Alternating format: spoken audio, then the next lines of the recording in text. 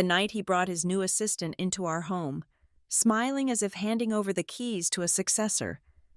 I simply watched. "You're no longer a cultural fit," he declared, dismissing me in the living room of what he called his house.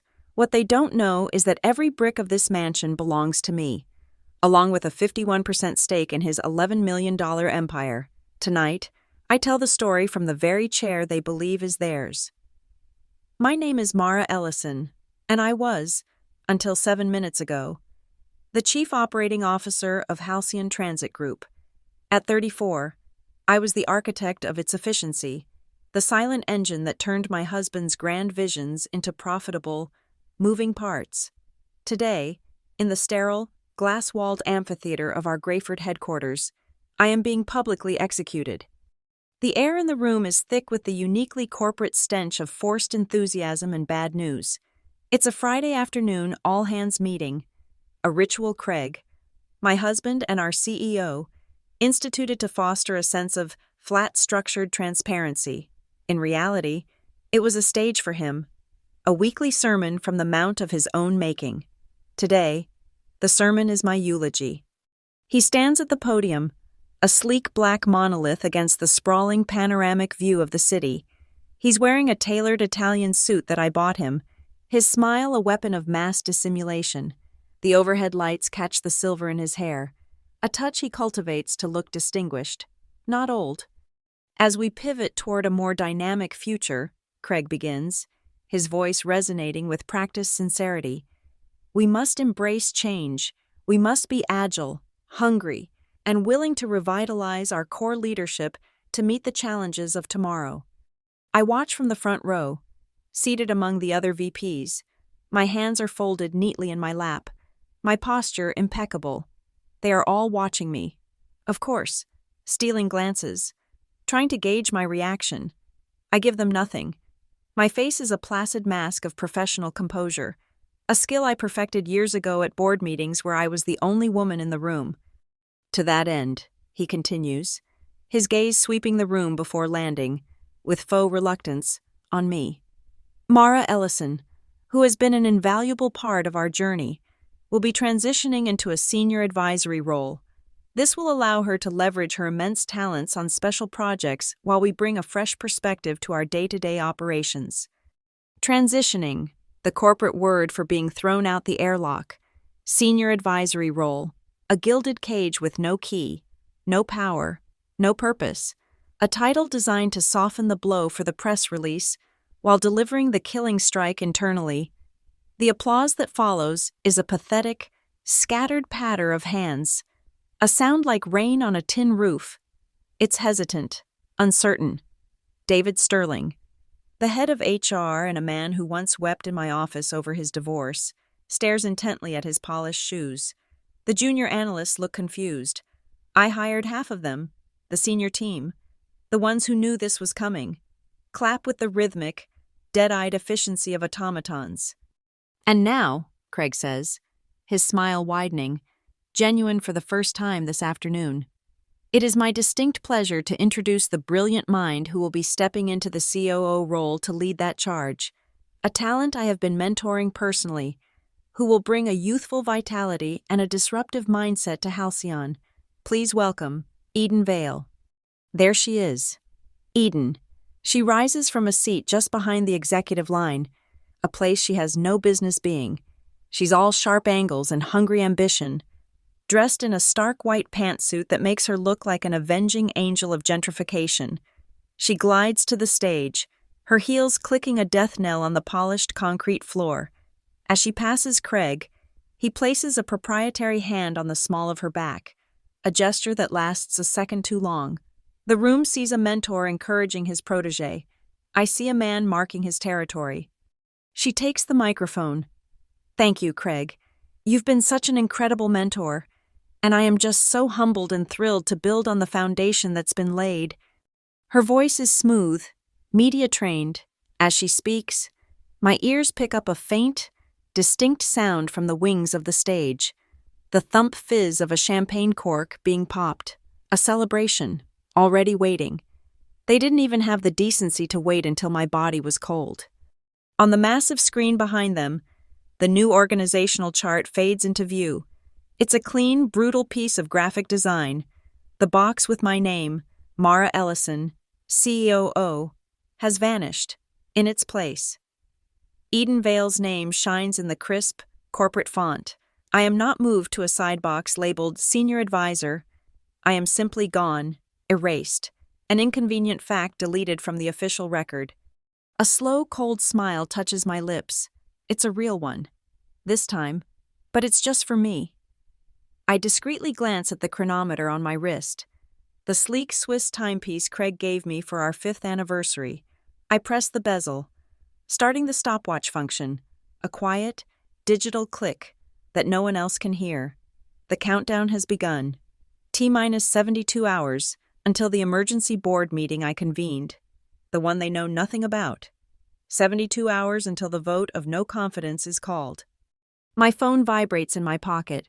A single, encrypted message from Nia Carell, my only true ally in this viper pit and the head of our legal compliance team. North Dock's warehouse is ready, cameras live, audio is clean. I let out a breath I didn't realize I was holding. The first pin is in place. The presentation winds down. Eden is charming, deflecting, full of meaningless jargon about synergizing forward-thinking paradigms and actualizing our vertical integrations. It's textbook nonsense, designed to sound impressive to those who don't know any better. When it's over, a junior HR rep is dispatched to me with a bouquet of flowers, a severance bouquet. The card is addressed to Maria Nelson. They couldn't even get my name right. It's a final, petty indignity, a perfect little encapsulation of how thoroughly I have been dismissed. I accept them with a gracious nod, the picture of a woman taking her demotion with class. As I walk away from the stage, leaving the hollow applause and the stench of betrayal behind me, my fingers brush against the cool metal of the necklace I wear. It's a simple, elegant silver key on a thin chain. It's not a piece of jewelry. It's the key to my private safe at Delmore County Bank, the one Craig doesn't know exists. The safe that holds the hard copies of every document that matters. This morning, before coming to my own execution, I visited that safe. I had the lock, and this key, completely changed. Craig and Eden are now surrounded by sycophants, laughing, accepting congratulations. They are basking in the glow of their victory. They think they've won. They think they've taken my job, my power, my place. They are celebrating the first scene of a play they don't understand, a tragedy where they have cast themselves as the heroes. I walk toward the exit, the incorrectly named flowers held loosely in my hand. I don't look back. There is no need. They just handed me the perfect opening act. The bouquet sits on the passenger seat of my car, its cellophane wrapper crinkling with every turn. Maria Nelson, the sheer lazy arrogance of it is almost beautiful. To erase me so completely, they couldn't even be bothered to get the name right. I drive through the manicured streets of Grayford, the city lights smearing across the rain-slicked windshield. This city, which once felt like a kingdom we had built, now feels like a crime scene. In the glossy pages of Grayford Monthly, we were a brand. The power couple of logistics. One headline crowned us: Craig and Mara Halden, the charismatic CEO and his brilliant, quiet COO. We were photographed at charity galas, ribbon-cutting ceremonies, and investor dinners. He was the face. I was the strategist. A perfect symbiosis. They wrote, they had no idea how right they were, or in what way. Our marriage itself was a merger. The wedding was a magnificent, calculated affair at the historic Fairmere Hotel, with a guest list that read like a who's who of regional commerce and politics. The night before, in a sterile conference room with his father and 2 lawyers present, I was handed the prenuptial agreement. It was 14 pages long, bound in a stiff leather folder. My own lawyer, a bulldog I'd hired out of Boston, had already vetted it, but holding it felt like holding the charter for a new corporation. It was dense, thorough, and entirely drafted by his side. It detailed the division of assets with the cold precision of a corporate dissolution plan. There was no romance in its clauses, only risk mitigation. I signed it without blinking. Craig called it a formality. I knew it was our founding document. In the early years, we operated with a kind of ruthless efficiency that passed for harmony.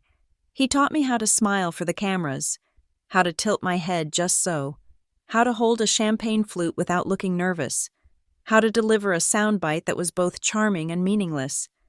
"You're the product, Mara," he'd say, adjusting my lapel before we stepped into the flashbulb glare.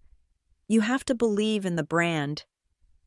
In return, I taught him how to read a balance sheet. I sat with him for hours, explaining the nuances of supply chain logistics, fuel cost hedging, and operational leverage. He was a brilliant salesman, a master of the grand narrative, but the machinery of the business, the actual, grinding, profitable work, bored him. I made it simple for him, translating complex operational reports into neat, digestible executive summaries he could parrot in board meetings. He provided the vision.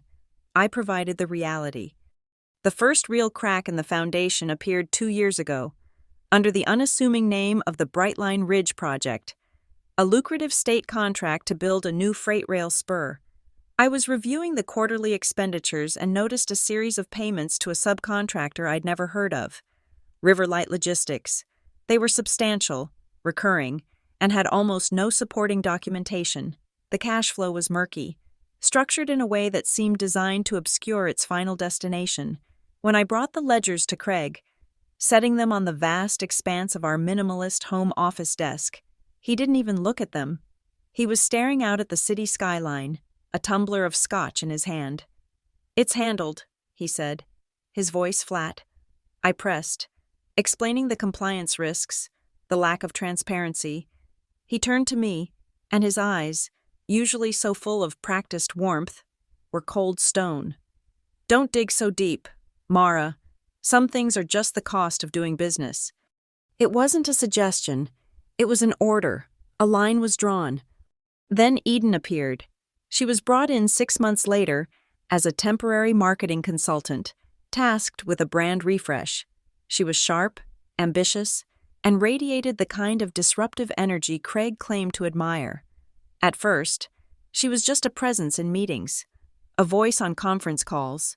Then she became a fixture outside his glass-walled office, her conversations with him growing longer, their laughter echoing in the quiet executive hallway after hours. She became a permanent shadow, a ghost in the machine I had built. I watched them through the plate glass, a silent observer of the coup that was unfolding in slow motion. A new routine began, a silent, undeclared war fought in the digital ether. Every Tuesday night, like clockwork, Craig would change his passwords, his laptop, his email, his access to the executive server. He thought he was locking me out. He didn't know my habit. Every Monday afternoon, for the past 18 months, I had been running a full encrypted backup of the entire Halcyon executive server, including his private directories. I wasn't a hacker.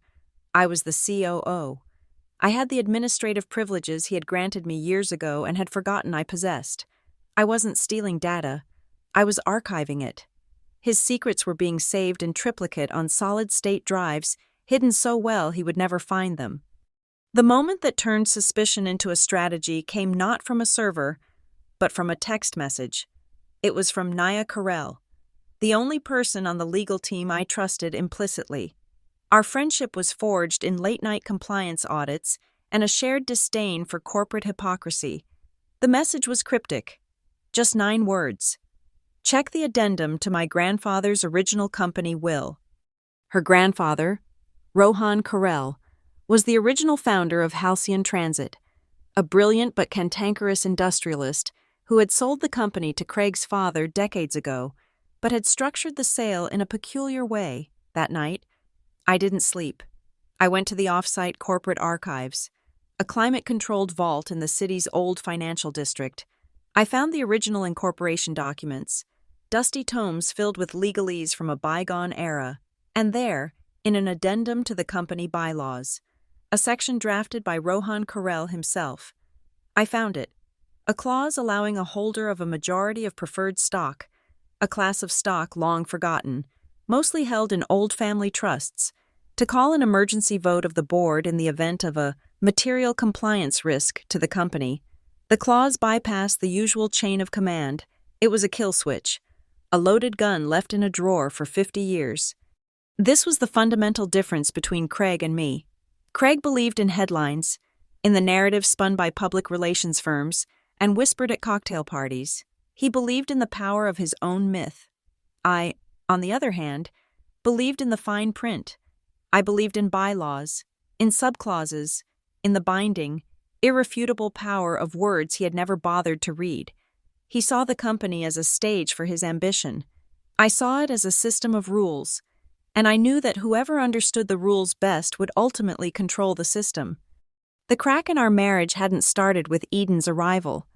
Her affair with my husband was merely a symptom, a predictable and boring complication. The real fracture, the seismic event that had broken our foundation, happened years ago. It began with a single word: preferred, written in faded ink on a piece of paper he owned but had never read. He was about to learn that the most dangerous threats are the ones you never see, the ones hidden in the details you were too arrogant to master. Craig's power was a performance.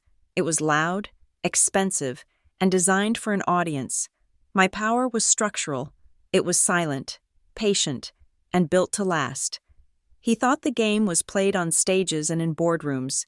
I knew the real game was played in county clerks' offices, in the arcane footnotes of debt agreements, and in the anonymous, untraceable architecture of shell corporations. The day after he told me not to dig into the Brightline Ridge project, I took the first step. I drove 2 hours south to Delmore County, a sleepy jurisdiction known for its favorable corporate tax laws and its disinterest in asking questions. There, I established Salt and Stone Holdings. The name was a private joke. Salt of the earth, stone foundations, everything halcyon, with its breezy mythological name, was not. The paperwork lists the sole proprietor as the Riventhorn Trust, a legal entity so layered with privacy protections that its ultimate beneficiary, me, is buried under a mountain of paper and legalese. For all practical purposes, Salt and Stone Holdings didn't belong to anyone. It simply existed, and its purpose was singular: to own my husband's company. My strategy was not a hostile takeover. It was a quiet, parasitic infection. Halcyon Transit, like most large logistics firms, relied on a web of smaller satellite companies for everything from parts supply to fleet maintenance and uniform services. These were the unglamorous, indispensable cogs in Craig's shiny machine. They were also perpetually leveraged, often taking out high-interest bonds to manage their cash flow, every quarter, for 2 years. Salt and Stone Holdings would buy that debt. We'd purchase the bonds from the open market, often at a discount. To the small companies, it was just another faceless creditor. To Halcyon's accounting department, it was a non-event. No alarms were raised because the acquisitions were small, spread across dozens of vendors, and never appeared on a single consolidated report. The masterstroke was in the fine print of these debt agreements. Many of them contained clauses allowing for debt-for-equity swaps with their primary client, Halcyon, in the event of a potential default. It was a standard, rarely used provision, but I used it, methodically.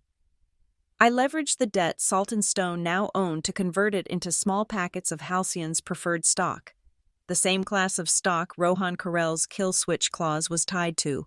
It was a slow, painstaking process of accumulation, a death by 1,000 cuts. The transactions were too small and too scattered to attract the attention of Craig or his CFO. They were looking for whales. I was a school of piranha, and by the time they felt the first bite, it would be far too late. Within 24 months, Salt and Stone Holdings, my ghost company, held 51% of Halcyon's preferred shares. I owned the kill switch. With control of the company secured, I turned my attention to the stage.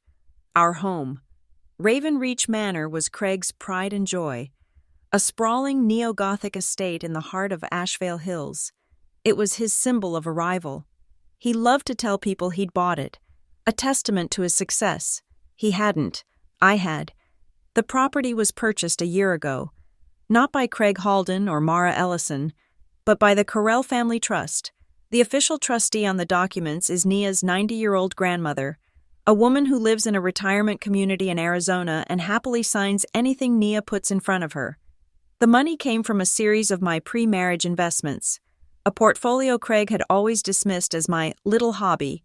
The funds were clean, separate, and legally firewalled from our marital assets per the terms of his own prenuptial agreement. He was, in effect, a guest in his own castle. I tracked my progress on a private, encrypted ledger. Every asset, every share, every move was logged. As of this morning, my personal net worth, entirely separate from Craig, stands at $11,040,000, $11,040,000. I am precise with the number because I enjoy the clean imperfection of it. It's a real number, not a rounded, estimated figure for a magazine profile. It is the exact sum of my quiet work. Of all the assets I acquired, the most volatile and the most valuable was Eden Vale. I didn't discover her. I deployed her. 90 days ago, a third-party executive search firm, paid by a subsidiary of Salt & Stone, approached Eden with a unique consulting opportunity.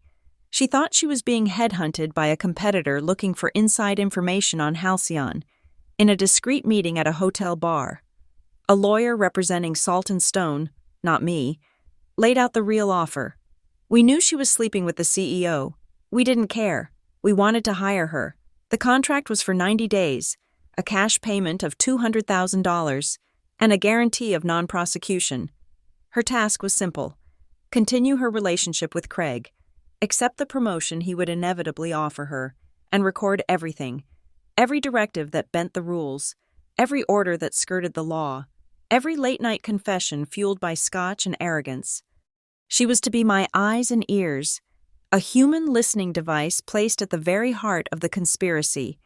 In exchange for her testimony, she would be given a safe passage when the ship went down. She was ambitious, but she was also a survivor. She read the room, understood the balance of power had already shifted, and she signed. With my agent in place, I set up the physical surveillance. The company's security protocols were my own design, so they were easy to augment. At the North Docks warehouse, the West Yard shipping depot, and most critically, the third-floor contractor payment office, new high-resolution cameras were installed. They were registered with our security provider, compliant with all state surveillance laws, and clearly labeled with signs warning that the area was under video and audio monitoring for quality and security purposes.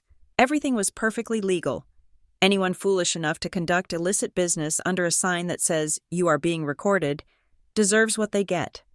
3 weeks ago, the final piece fell into place. An anonymous email arrived in a secure inbox I'd created. The sender address was a string of random characters, but the message was crystal clear. They're using Warehouse A17 to launder the bonus payments through the Riverlight account. Check the manifests for the ghost shipments. I knew instantly who sent it.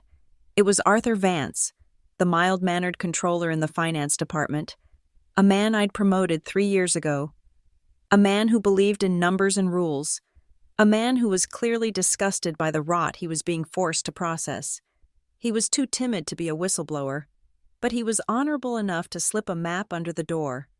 I stand now in the kitchen of my house, the house Craig thinks is his. The incorrectly addressed bouquet lies wilting on the granite countertop. He will be home soon, flushed with victory, ready to perform the role of the magnanimous husband consoling his professionally displaced wife. He will walk into this room believing he is the king, the master of his domain. He has no idea that the game is already over. The pieces are not being set. They are already in their final positions. The checkmate was declared before he even knew he was playing. The battlefield was salted and stoned 2 years ago. He is only just now stepping onto it. The fuse was lit not with a match, but with a data packet. It arrived at 10:47 p.m. on Friday, a compressed, encrypted file transferred through a secure peer-to-peer network. Eden had delivered.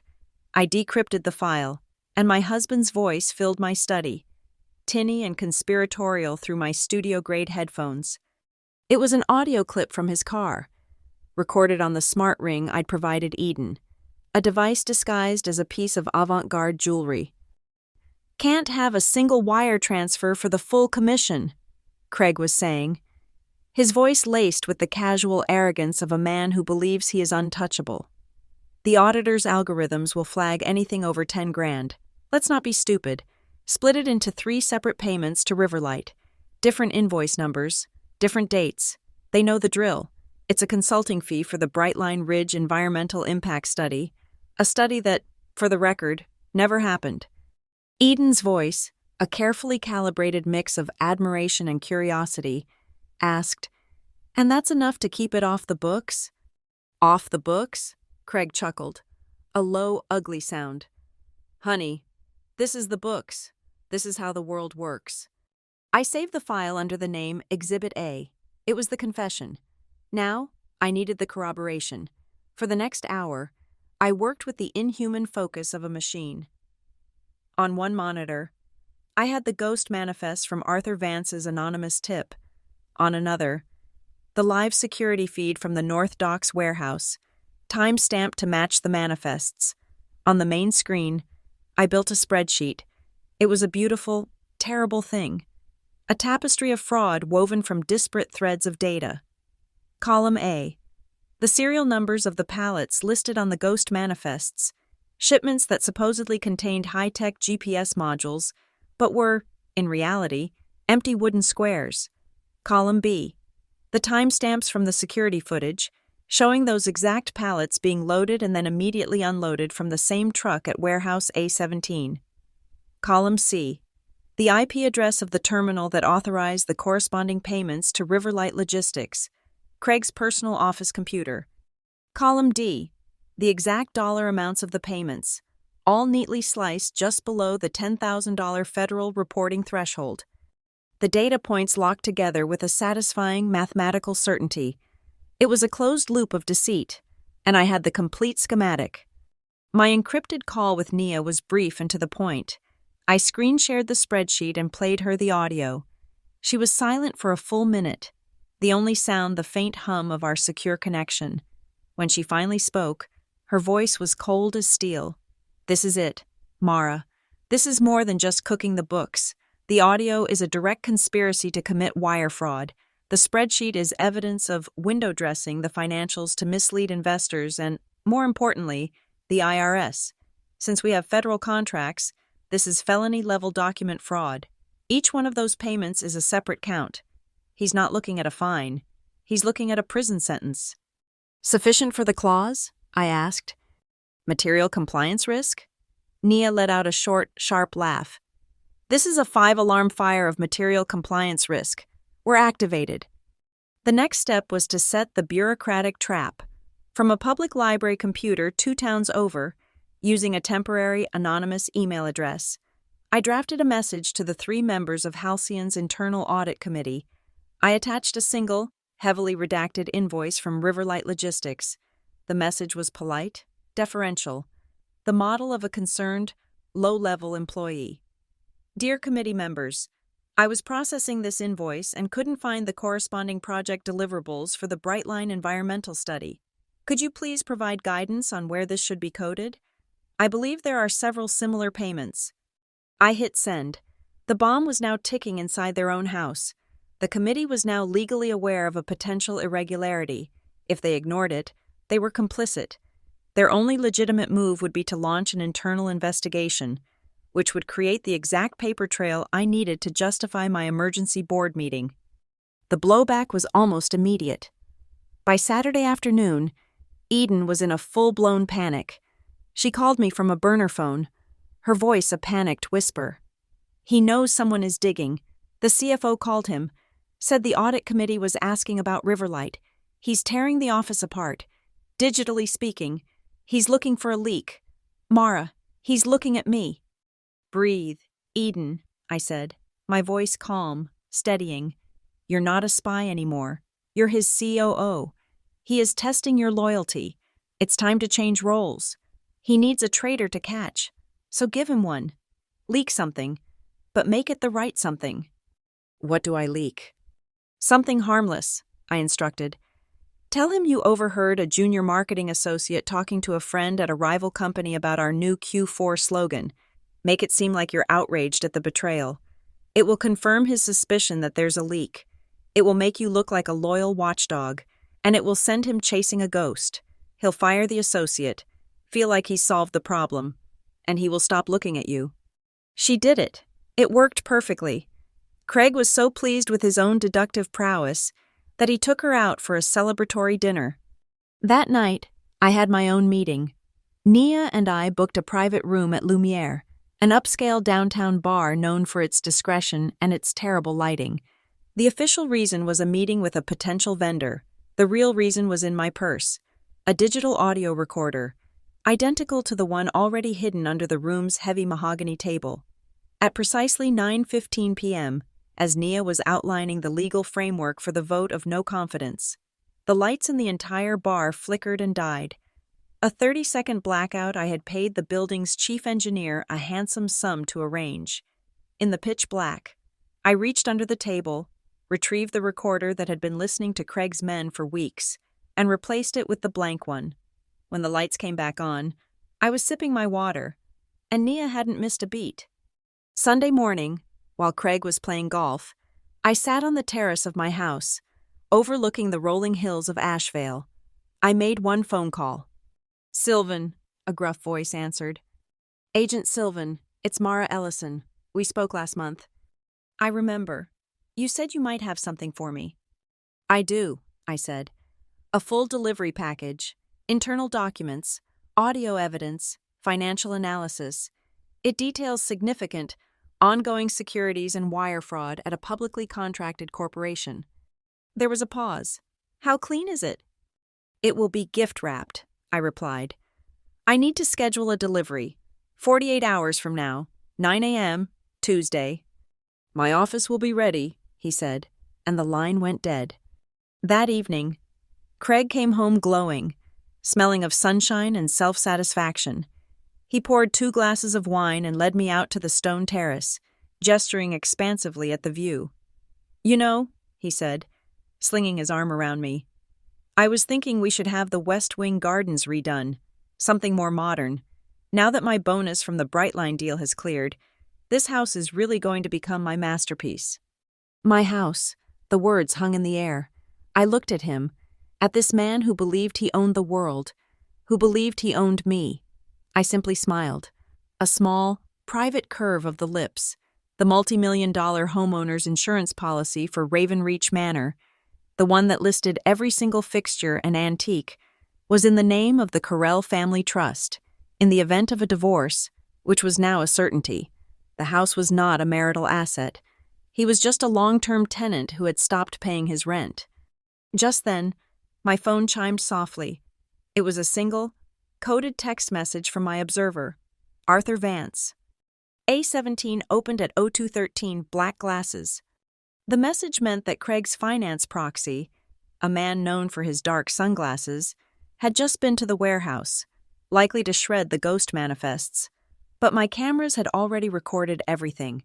The final piece of evidence, the attempt to cover the crime, was now secured. I texted back a single word. "Sufficient." Craig was still talking about gardenias and water features, his voice a meaningless drone against the symphony of his own downfall. He had no idea. None of them did. They were all sleeping soundly, dreaming of their futures, entirely unaware that every gear was now in motion. They were about to wake up to a Monday morning that none of them would ever forget. The wet crunch of tires on the gravel driveway was the overture. I watched from the tall, arched window of the second-floor study as the headlights of Craig's Mercedes cut a swath through the evening mist, illuminating the grand, wrought-iron gates of Ravenreach Manor. The gates swung inward with silent, electric grace. At their center was a large, stylized R. He thought it stood for Halden, a custom touch he'd supposedly commissioned. It stood for Ravenreach, nothing more. As the car glided up the drive, a uniformed security guard, hired by the property management firm I retained, stepped out of the gatehouse and gave a crisp, respectful nod. "Good evening, Mr. Halden." Craig, I knew, would be preening. soaking in the ambient respect he believed was his due. I turned from the window. The study was my sanctuary, paneled in dark cherry wood and smelling of old paper and leather. On the large oak desk, under the soft glow of a green banker's lamp, lay a single, leather-bound document. It was a standard residential lease agreement. The landlord was listed as the Carell Family Trust. The lessee, the sole named tenant with full residential rights, was Mara Ellison. Craig Halden was not on the lease. In the eyes of the law, he was an occupant, a guest of the tenant, a guest whose invitation was about to be rescinded. Beneath the desk, my hand rested on the cool steel of the small safe bolted to the floor. Inside was the linchpin of this entire moment, a single-page addendum to our 14-page prenuptial agreement, and the video that proved its execution. The addendum was my sole contribution to the prenup. It was a simple, straightforward clause. Any and all assets purchased after the date of marriage using funds verifiably sourced from my premarital accounts would remain my sole and separate property, immune to any and all claims of community property. His lawyers had scoffed at it, calling it redundant, but Craig, eager to get the signing over with and impatient with the details as always, had waved them off. Whatever she wants, it's my family's money that's at stake here, not hers. He signed it the night after our wedding, in the chaotic aftermath of the reception.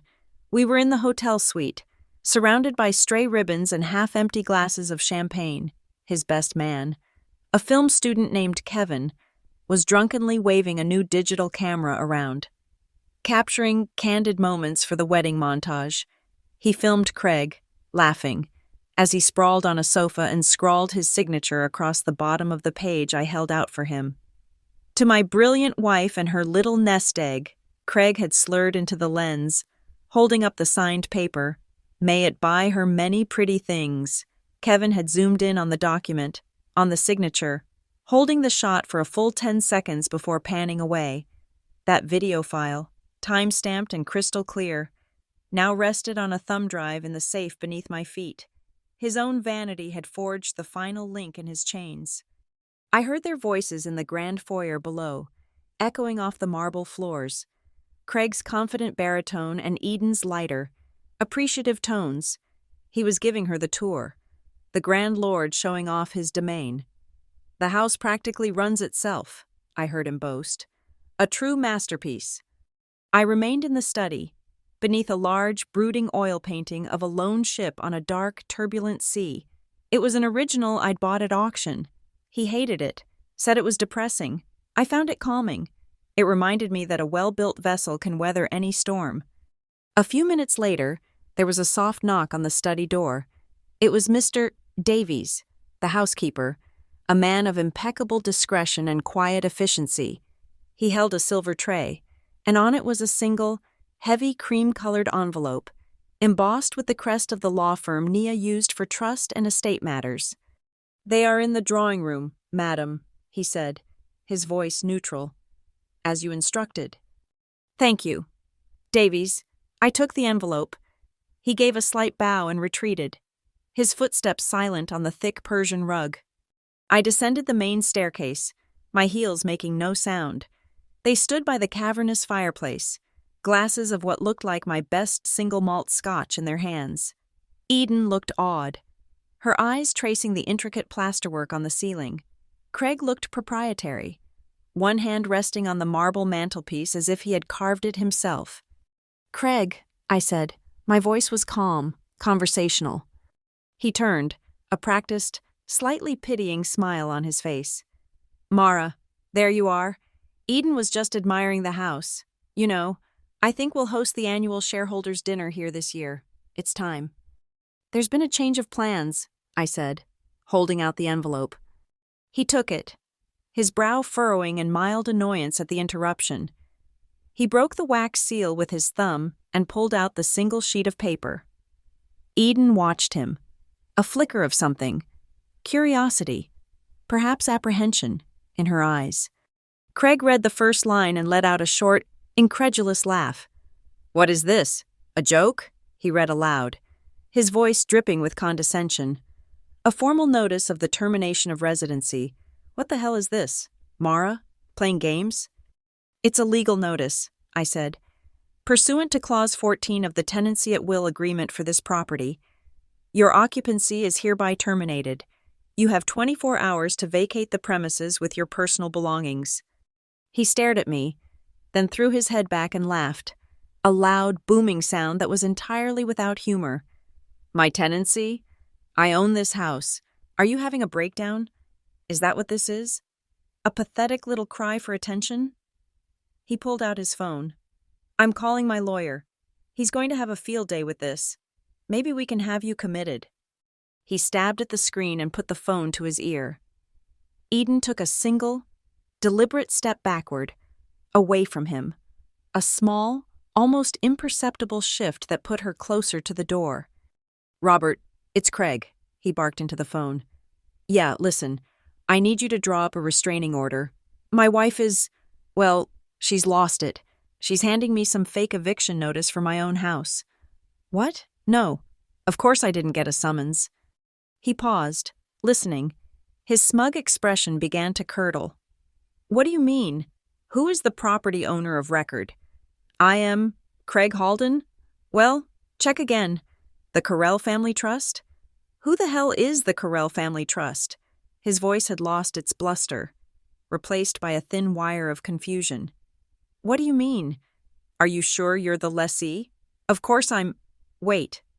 His eyes darted from the phone to me. The color was draining from his face. He saw the look in my eyes, the complete absence of fear, of desperation, of any emotion at all, and a terrible understanding began to dawn. Robert, he said, his voice now a strained whisper.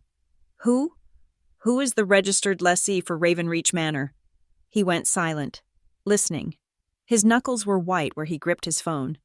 No, he breathed. No, that's not possible. He hung up without saying goodbye. He looked at me, his face a mask of disbelief and dawning rage. This is insane. The prenup, our assets. The prenup, I stated, my voice cutting through his sputtering, which you so graciously allowed me to sign, contains Addendum B, a clause you signed the day after our wedding, which stipulates that any asset purchased with my verified premarital funds remains my sole and separate property. This house was purchased by the Carell Trust, with me as the sole beneficiary, using funds from a portfolio I've held since I was 19. I have the bank records, I have the title deeds, and just for good measure, I have a time-stamped video of you signing the addendum. Eden took another slow step back. She knew, of course she knew. When she signed her NDA and cooperation agreement with Salt and Stone, she had been required to read a summary of the operational plan, a plan that included a Clause 14 contingency. I walked past them, toward the antique Baccarat crystal cabinet, where he had just poured their drinks. I'd ask you, I said, my voice low and even, to please keep your hands off my property. Something inside him snapped, with a roar of pure frustration. He hurled his empty Scotch glass against the cabinet. It didn't shatter the thick, beveled glass door, but it struck with a sharp crack.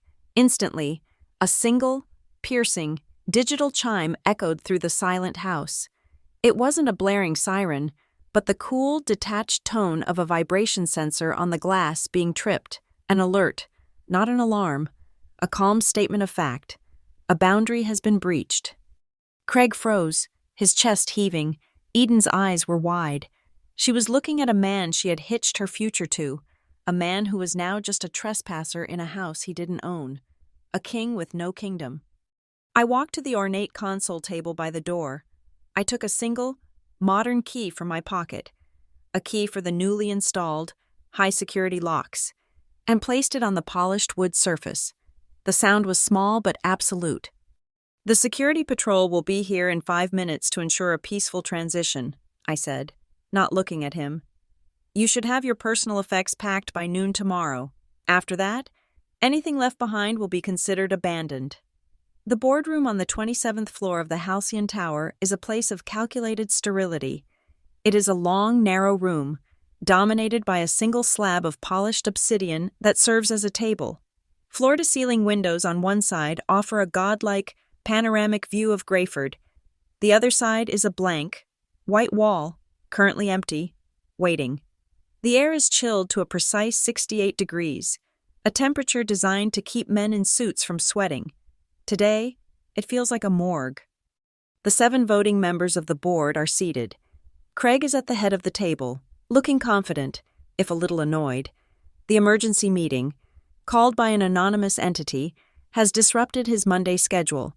He believes it's a minor shareholder revolt over a dividend announcement, a nuisance to be swatted away. He catches my eye as I enter with Nia and gives me a condescending little smirk. As a non-voting senior advisor, I am here by his grace.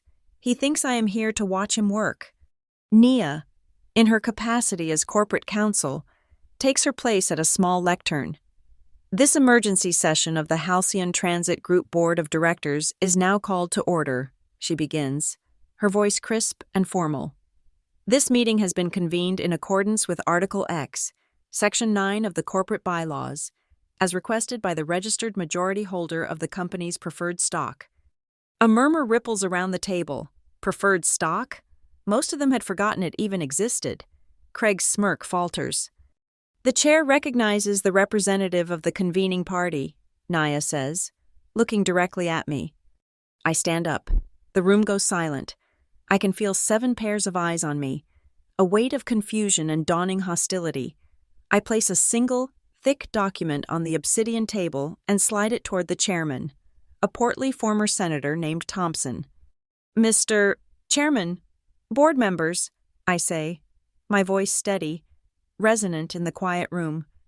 I am here today as the designated proxy for Salt and Stone Holdings, a private investment firm which, as of the close of business last Thursday, is the legal holder of 51% of Halcyon Transit's Series A preferred shares. This is our certificate of proxy. Thompson picks up the document. He is a man who understands paper. He feels the weight of it, sees the intricate legal language, but it's the embossed seal in the bottom right corner that makes him pause. His eyes narrow slightly. Craig leans forward, trying to see. He recognizes it instantly, the distinctive, interlocking crest of Delmore Custodial Bank, the infamous haven for ghost corporations and untraceable assets, a place where fortunes disappear and reappear under new names, a place Craig himself has used for other, smaller indiscretions. He looks at me, his face a sudden, stark mask of white. The blood has drained from it. He understands, not everything, but enough.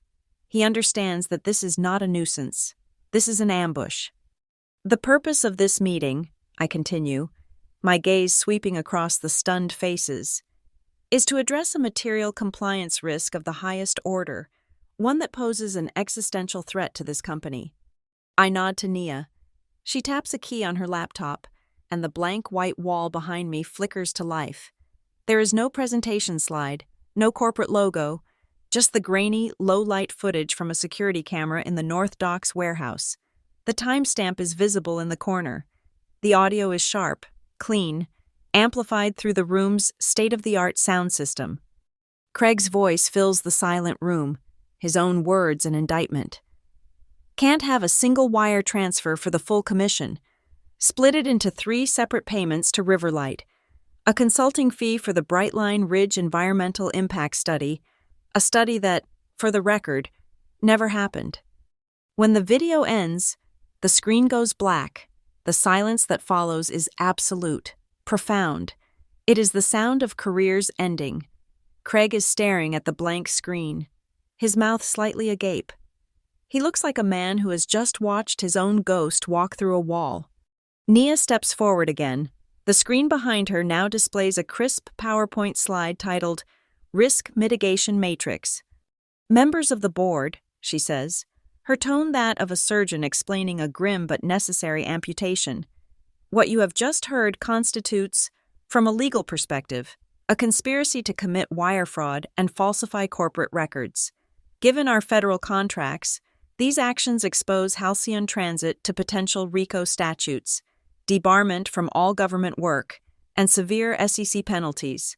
As counsel, It is my fiduciary duty to inform you that under the safe harbor provisions of the Securities Exchange Act, a company that proactively discloses such misconduct to the authorities and cooperates fully with the ensuing investigation is eligible for significantly reduced penalties.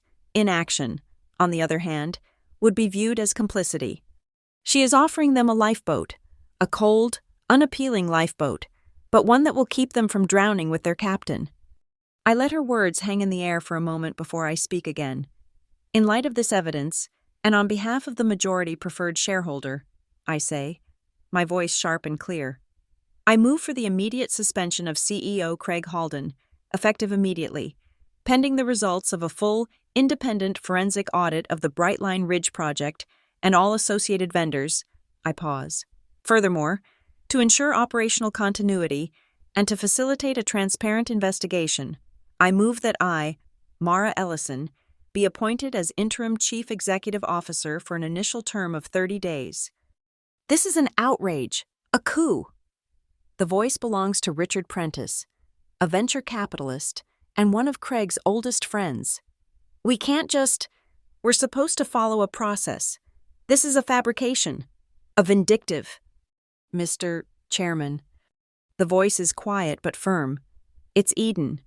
She is standing, holding a thin, bound document. She is pale. Her hands are trembling slightly, but her eyes are fixed on Chairman Thompson. I have a prepared and notarized statement that I believe is material to this vote. With your permission, I would like to read a section of it. Thompson, looking dazed, just nods. Craig turns to stare at her, a look of utter betrayal on his face. Eden clears her throat and reads from the paper, her voice gaining strength with every word. On the evening of August 22nd, in his car, Mr. Halden instructed me on the specific methodology for obscuring a commission payment intended for him.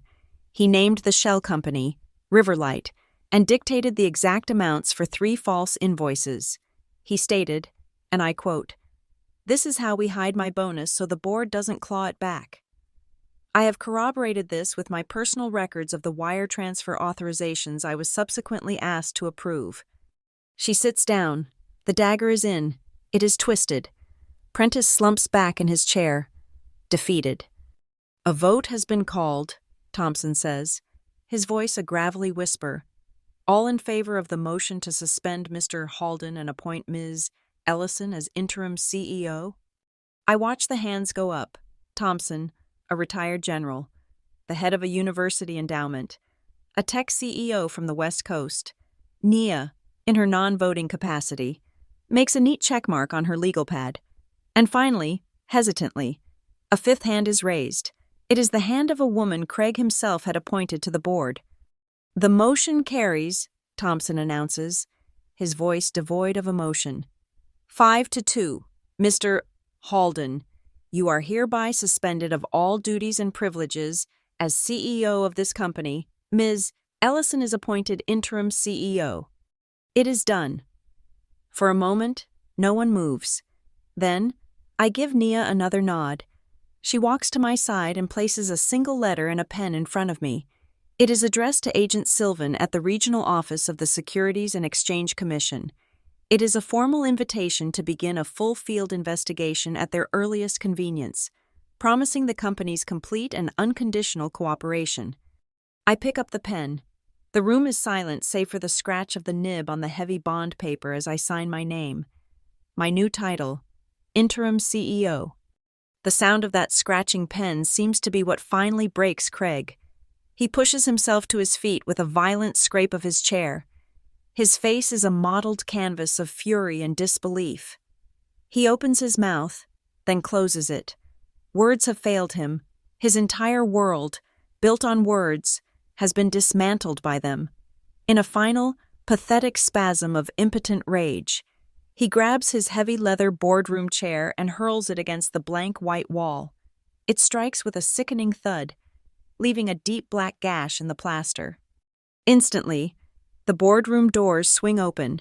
2 uniformed security guards, the firm's own, not the building's, step just inside the threshold.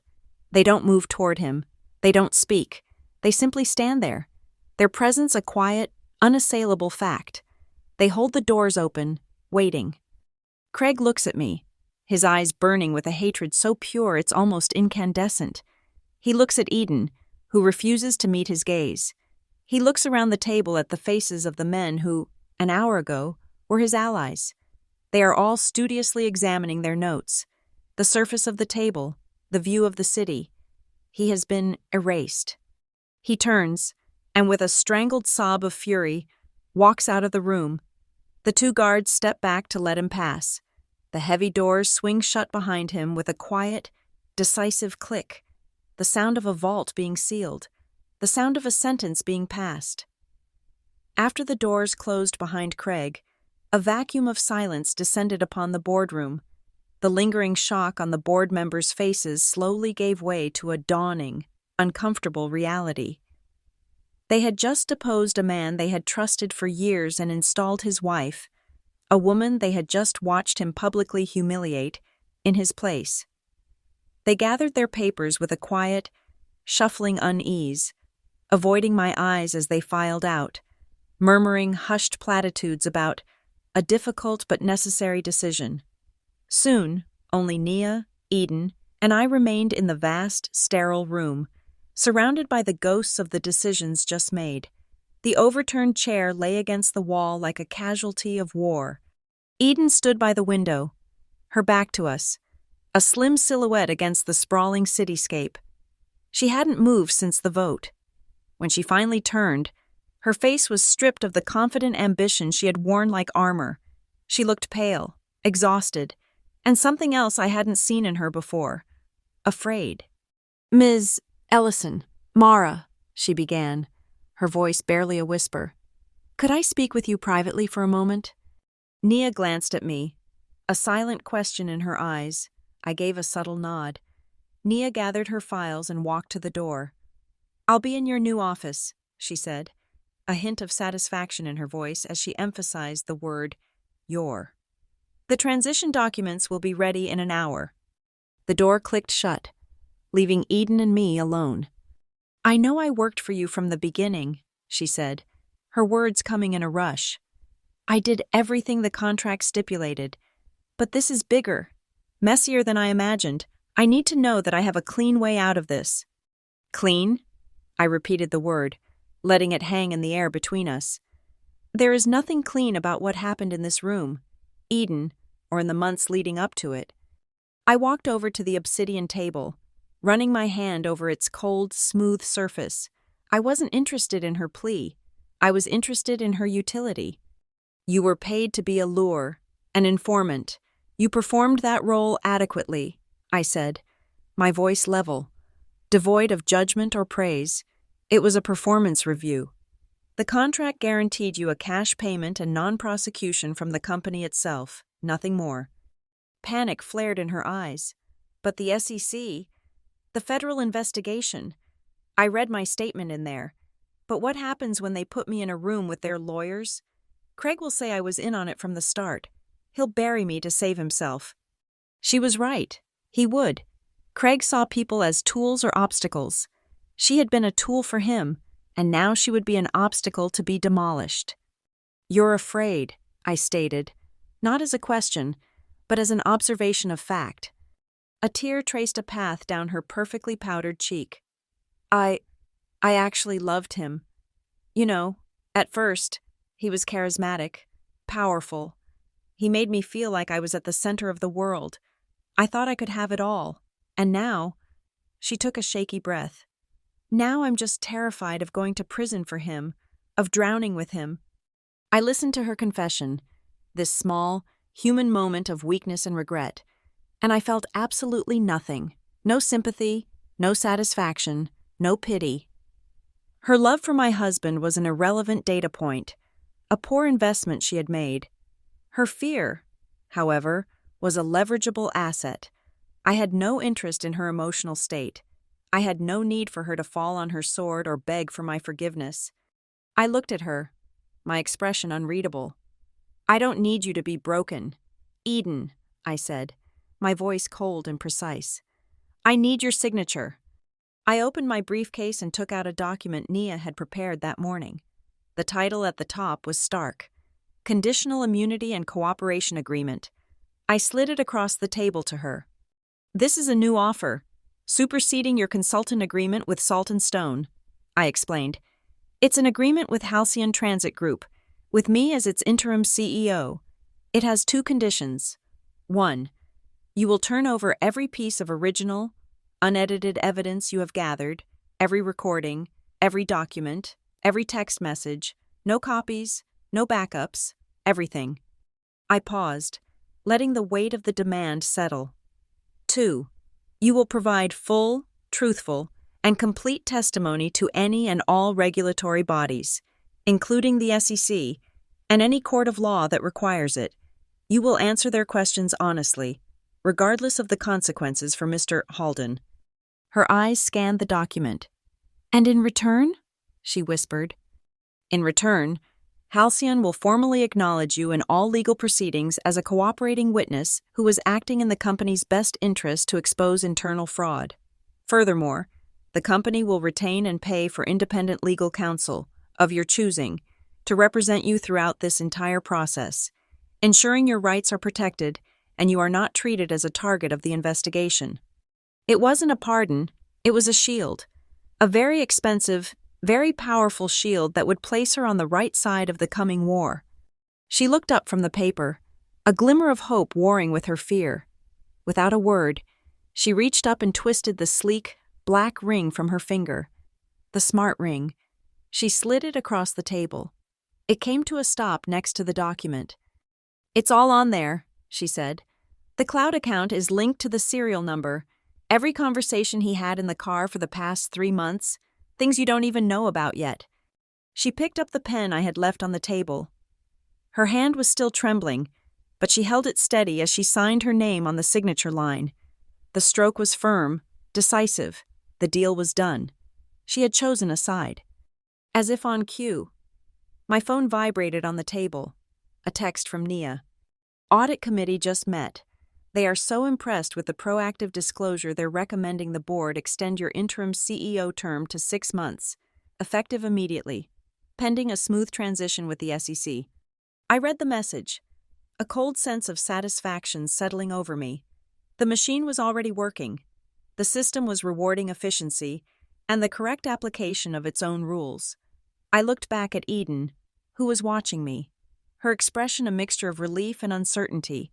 She had just signed away her past and was now staring into a void of a future. You have a choice to make, Eden, I said, putting my phone away. When this is over, you can take the money you've earned and disappear. Start over somewhere new. No one would blame you. I let that option sit with her for a moment. The easy way out. The exit she had originally wanted. Or, I continued, my voice even, you were officially named the Chief Operating Officer of this company. The position is technically still yours. You can stay. You can help me clean up this mess. You can do the job you were promised, but do it right this time. I was offering her a chance not just to survive, but to be redeemed, not through forgiveness, but through competence. It was a gamble. I was betting that her ambition, the very thing that made her a useful tool in the first place, was stronger than her fear. She looked at her signature on the document, then at the gash on the wall where Craig's chair had hit. She seemed to be weighing 2 entirely different futures. When she looked up at me, the fear was gone, replaced by a steely resolve I hadn't seen before. I'll stay, she said, her voice clear and strong. I'll do the job, the right way. I gave a single, brief nod. The transaction was complete. My enemy's mistress, the woman he had chosen to replace me, had just become my first strategic ally, an alliance born not of trust or friendship, but of a shared, complicated past and the cold, hard calculus of mutual self-interest. It was an alliance forged in a perfectly timed betrayal, and it would be more than enough to build an empire on. The dawn of the new era at Halcyon Transit did not arrive with a sunrise, but with the quiet, authoritative click of hard-soled leather shoes on the polished marble floor of the lobby. It was precisely 8:57 a.m. on Tuesday. I was waiting for them. There were 3 men, Their suits a uniform of government-issue charcoal gray, their faces impassive and unreadable. Two were from the Securities and Exchange Commission. The third, a forensic accountant from the state's Financial Crimes Unit. They did not look like avenging angels or corporate raiders. They looked like auditors, which was, in its own way, far more terrifying. "Ms. Ellison?" the lead agent, Sylvan, asked. Though it wasn't a question, his eyes were a pale, washed-out blue, and they missed nothing. "Agent Sylvan," I replied, extending a hand. His handshake was firm, brief, and without warmth. "Welcome to Halcyon. We are prepared to offer our full cooperation, if you'll follow me." I did not lead them to the executive suite or the boardroom. I led them down to the sub-level, to the nerve center of the company. First, the server room. The air was cold, filled with the constant, low hum of the machines that held every secret, every transaction, every email the company had ever generated. "This is our primary on-site data archive," I explained, my voice echoing slightly in the chilled space. "Our IT director is on standby to grant you full administrative access, the directories pertaining to the Brightline Ridge project, as well as all executive correspondence from the last 36 months, have been flagged for your convenience." Next, I took them to the physical document storage facility, a vast, climate-controlled warehouse of paper. It was a library of Halcyon's history, and I was the chief librarian. "Everything from the last 5 fiscal years is indexed by project code and date," I said, gesturing to the meticulously labeled rows of archive boxes. "The vendor files for Riverlight Logistics, Viridian Consulting, and Keystone Project Management have been pulled and placed in the secure review room for you." They were impressed. I could see it in the slight nod Sylvan gave to his partner. They were accustomed to obstruction, to shredded documents and conveniently wiped hard drives. They were not accustomed to a company that had gift-wrapped its own indictment. This was not an investigation. It was a guided autopsy, and I was handing them the scalpel. It was in the document room that the inevitable explosion occurred. The doors burst open and Craig stormed in, his lawyer, Robert, trailing breathlessly behind him. Craig's face was a blotchy, furious red. He was wearing a suit that was impeccably tailored and a look of pure, impotent rage. "What in God's name is going on here?" he boomed, his voice unnaturally loud in the hushed room. "These are private corporate records. As CEO of this company, I demand to know who authorized this. I am putting a stop to this right now." He strode toward a cart laden with file boxes, his hand outstretched as if to physically reclaim his stolen kingdom. Agent Sylvan, who was half Craig's size, moved to intercept him with a calm, almost lazy grace. He didn't raise his voice. He didn't touch him. He simply stood in his path. "Mr. Halden?" Sylvan said, his voice quiet but carrying an immense weight of authority. "I am Special Agent Sylvan of the Securities and Exchange Commission. We are here at the formal invitation of this company's interim chief executive officer. You were suspended by a vote of your board yesterday. You have no operational authority here." He paused, letting the words sink in. "Right now, you are a private citizen on private property. I would advise you to wait with your counsel in the lobby." The dismissal was so complete, so utterly procedural, that Craig was left speechless. He was a force of nature accustomed to bending the world to his will through sheer volume and charisma. He had just run into the quiet, immovable object of federal law. Robert, his lawyer, gently took his arm. "Craig, let's go. We'll handle this." Craig shot me a look of pure, venomous hatred before allowing himself to be led away, his power vanishing with every step. With the interruption dealt with, the process continued. Sylvan's team produced their formal request for documents. As they read from the list, a junior staffer I'd prepared handed them the corresponding items. Their list was good, but mine was better. All wire transfers to a shell corporation known as Riverlight Logistics. Sylvan's partner read. "Here," I said, handing him a binder. "And you'll also want the corresponding files for Viridian Consulting and Keystone Project Management, 2 other entities used for the same purpose." The state investigator looked up from his notes, a flicker of professional appreciation in his eyes. The centerpiece of the handover was a single, black, encrypted hard drive. This contains a complete mirror of Mr. Halden's executive server directories, as well as all archived communications from the last 24 months, I said. Placing it on the table, beside it, I placed a sealed envelope. And this contains the cryptographic hashes to verify that the data on this drive is an unaltered, one-to-one copy of the source material as of last Friday. This was the kill shot. It wasn't just evidence, it was irrefutable, mathematically verifiable proof. There would be no claims of doctored files or planted information. The numbers would not lie.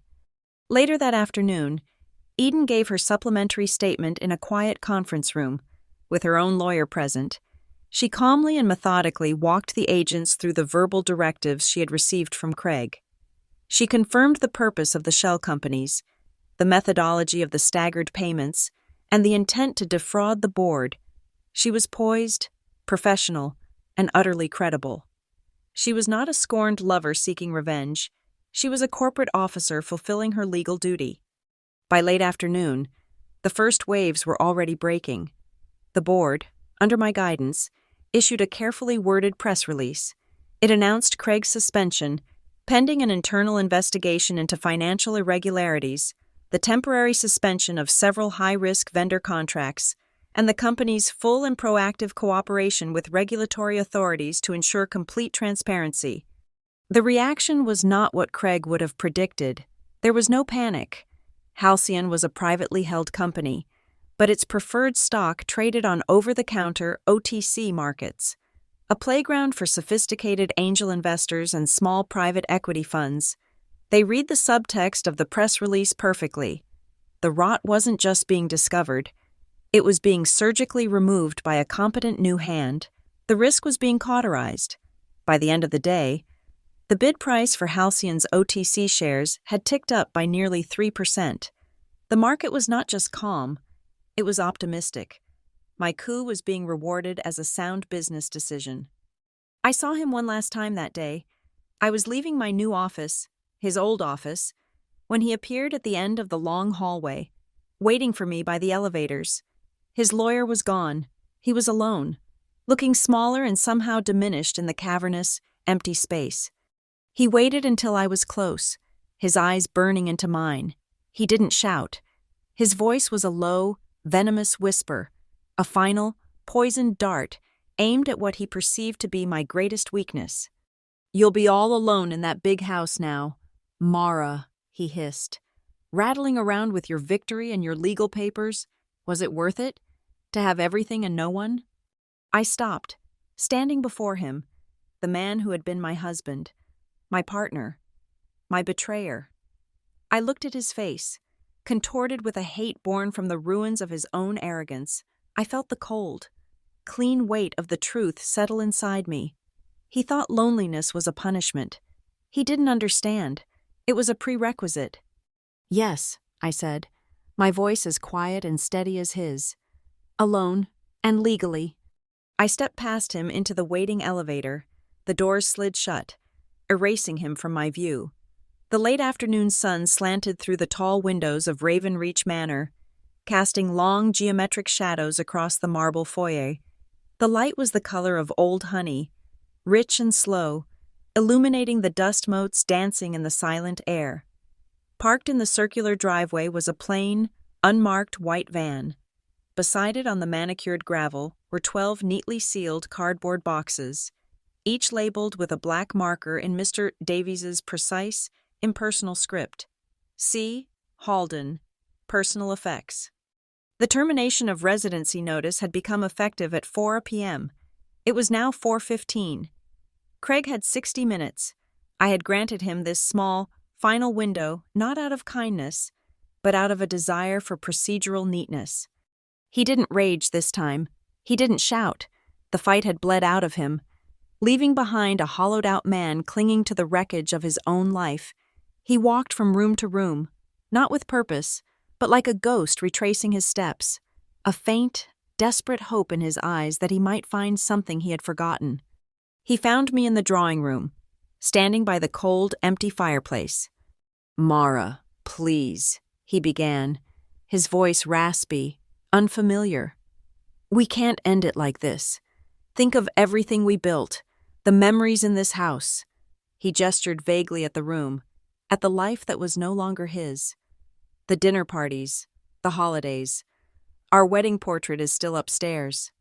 I didn't look at him. My gaze remained fixed on the boxes visible through the tall French doors. "The portrait is in box number 12, I said, my voice flat, an inventory report. "Wrapped in bubble wrap to prevent damage to the frame. It's already been catalogued." His face crumpled. The appeal to sentiment had hit a wall of pure, cold logistics. He had tried to fight me in the boardroom with bluster and in the home with emotion. He had failed to understand that I operate in the realm of systems, of cause and effect. His memories had been processed, packed, and were awaiting transport. Through the window, I saw a car pull up to the main gates and stop. Eden got out. She didn't approach the house. She simply stood by the wrought iron fence, her arms crossed, a silent, solitary observer. She was not here to gloat or to offer comfort. She was here to bear witness, to see the final page of this chapter turn, to respect the new and unassailable boundary that now existed between her world and mine. Craig followed my gaze and saw her. A flicker of some unreadable emotion crossed his face. Bitterness, regret, perhaps the dawning, awful realization that he had lost everything for a woman who now stood outside the gates of a kingdom he no longer ruled. He turned and walked back into the foyer. The 60 minutes were nearly up. Mr. Davies, ever efficient, had placed Craig's last 2 personal items by the door, his briefcase and a well-worn leather suitcase. He picked them up.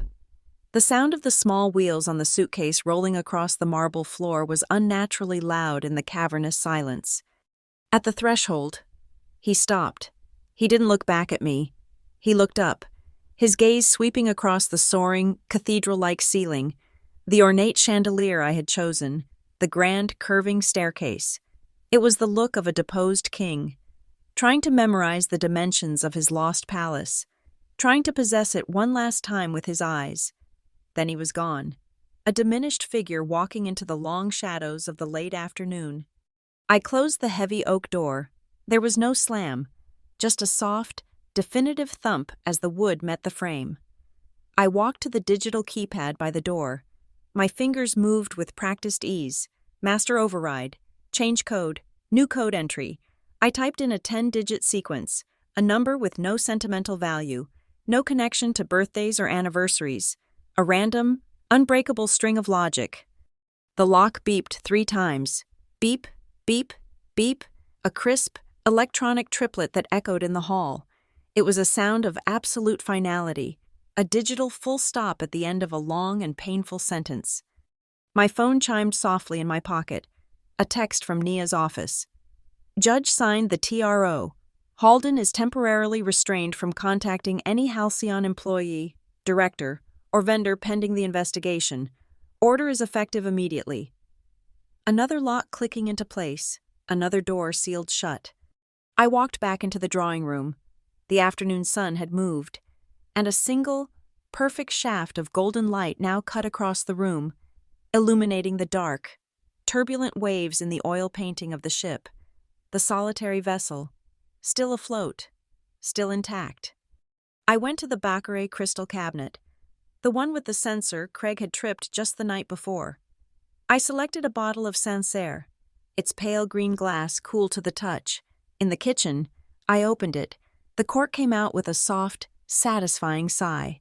I poured a single glass and carried it to the window overlooking the now empty driveway. The white van was gone. The gravel was swept clean. Leaning against the cool glass, I held up my wine and began to count down, my lips barely moving. 10, 9, 8. I was not celebrating. I was recalibrating, resetting my own internal chronometer. 7, 6, 5. The last vestiges of the old world were falling away. 4, 3, 2. I reached the main door and, with my free hand, turned the deadbolt. the heavy bolt slid into place with a solid, metallic thunk. A sound not of panic or fear, but of security, of finality. A sound like a normal, steady heartbeat. 1, 0. My phone rang. The caller ID read, "Chairman Thompson." I answered, my voice perfectly calm. "Mara Ellison." "Mara." His voice was gravelly, tired, but businesslike. "The board is in full agreement. The restructuring plan is approved.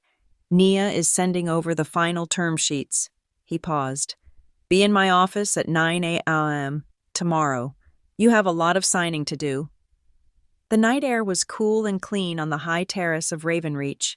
I stood on the cold flagstones, a lone figure looking out over the glittering expanse of Ashvale Hills, a river of light flowing into the dark heart of the city beyond. Down there, life went on. Deals were made. Traffic flowed.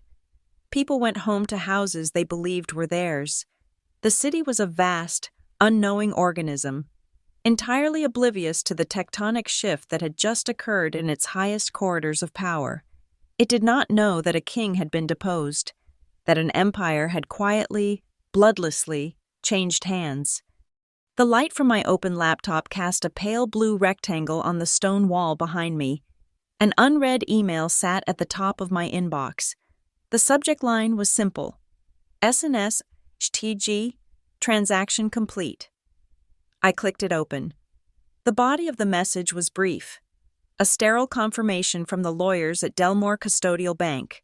The final debt-for-equity swaps had been executed. Salt and Stone Holdings was now the undisputed majority shareholder of Halcyon Transit Group, with full legal authority to enact the restructuring plan. It was done. The last legal gear had clicked into place. My phone screen lit up with a message from Nia. It was as concise as she was. "Term sheet is ready. Signing at 09:12. There was no congratulation, no exclamation point. None was needed. It was a statement of fact. The next logical step in a process we had set in motion long ago. A moment later, another message arrived. It was from Eden, a single line. "Thank you. I will do the rest of it right." It was not an apology or a plea. It was a promise, a declaration from a fellow survivor who had chosen her new allegiance. I closed the laptop. The blue light vanished, plunging the terrace back into the soft darkness. I carried the machine inside and placed it on the great oak desk in the study. Beside it lay a thick sheaf of documents held together by a single clip. It was the title deed for Ravenreach Manor and its surrounding lands. I ran my finger over the top page, over the single, neatly typed name under the heading of Grantee. My name, Mara Ellison. I stood in the center of the silent house, the house that had been a stage for my humiliation and the fortress for my victory. I took one long, deep breath, inhaling the scent of old wood, beeswax, and the faint, clean smell of the night air drifting through the open terrace doors. Then, systematically, I began to turn off the lights. With a series of soft clicks from the main control panel, the grand chandelier in the foyer dimmed and went dark. The ornate sconces lining the grand staircase faded to black. The recessed lighting in the drawing room, the warm glow from the library, the welcoming lamps in the sitting rooms, one by one. I extinguished them all. I plunged the mansion into a deep and profound darkness, leaving only a single functional light burning in the corridor that led from the study to the front door. There was no need for a victory speech. There would be no epilogue written for an audience. There was no one here who needed to bear witness, no one whose validation I required. The facts of the matter, the signed papers, the new lock, the silent phone, were their own confirmation. I stood in the darkness, a sovereign in a silent kingdom, and I whispered the words into the waiting stillness of the house, a final, quiet declaration meant only for the walls that now belonged to me. Empire Mansion, mine. Then I turned and walked toward the door. It closed behind me with a soft, final click. The camera holds on the newly installed lock, its brushed nickel face gleaming for a moment in the single remaining light before the screen fades to black. The end. Thank you so much for listening to the story. I'd love to know where in the world you're tuning in from. So please drop a comment below and let's connect and share our thoughts. If you enjoyed this, please consider subscribing to the channel and liking this video. And to help this story reach even more listeners, you can give your support by hitting the hype button. It makes a huge difference.